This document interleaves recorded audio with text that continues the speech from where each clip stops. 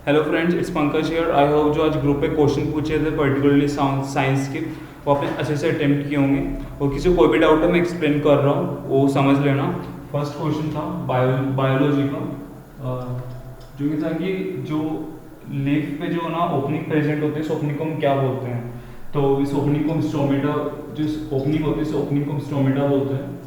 और ये जो ओपनिंग होती है पर्टिकुलरली लीफ में नहीं, stem and other parts of the plants में भी प्रेजेंट होती है, जिसको स्टोमेटा कहते हैं। और इसका मेनली फंक्शन क्या होता है? इसका मेनली फंक्शन होता है गैस एक्सचेंज करना, जिसको हम ट्रांसपिरेशन भी बोल सकते हैं। ठीक है, स्टोमेटा और स्ट्रक्चर कैसा होता है?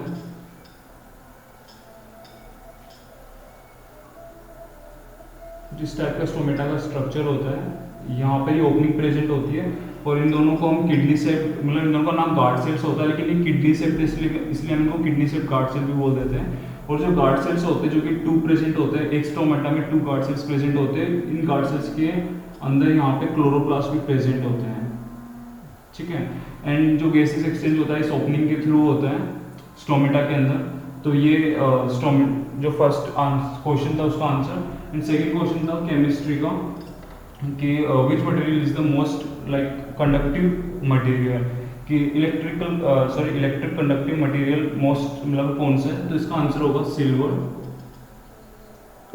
आपसे मटेरियल पूछा था, मोस्ट कंडक्टिव मटेरियल पूछा था, तो सिल्वर आएगा। और किन्हीं बच्चों ने कॉपर आंसर दिया, तो कॉपर मोस्टली कंडक्टिव नहीं, मतलब कि सबसे ज़्यादा कंडक्टिव सिल्वर होता है, लेकिन जो कॉपर होता है वो सबसे ज़्यादा इंडस्ट्रीज में यूज़ करा जाता है। तो जो कॉपर है वो इसका आंसर नहीं होगा। जो कॉपर है उसका, copper is less electrical conductive than silver, but जो इंडस्ट्रीज मेनली कॉपर को यूज़ करते हैं। तो ठीक है, तो इन दोनों में ये डिफरेंस था मेनली, वरना आंसर सिल्वर ही होगा। एंड थर्ड क्वेश्चन था फिजिक्स का, कि जो हम जो साइंटिस्ट और जो स्पेसशिप जो लॉन्च करते हैं रॉकेट, उनका जो डिज़ाइन होता है वो कुछ इस टाइप का आपने देखा होगा। वो इसी टाइप का क्यों होता है, मतलब कि इसका क्या रीजन है? तो ऑप्शन थे कि to reduce friction, to increase friction, none of this. तो इसका आंसर होगा फॉर रिड्यूसिंग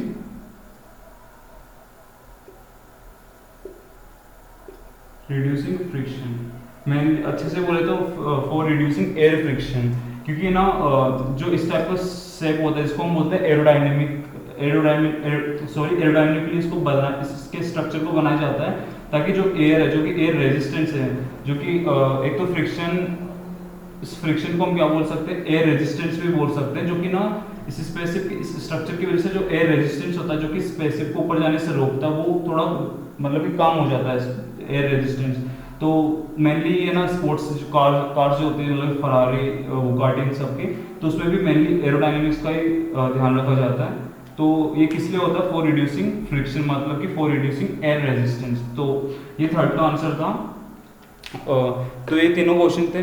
और अभी जो आरएस का क्वेश्चन है वो है कि जो most costly fruit in the world, वो मतलब कौन सी कंट्री में मिलता है और उसका प्राइस क्या है और उसका नाम क्या है।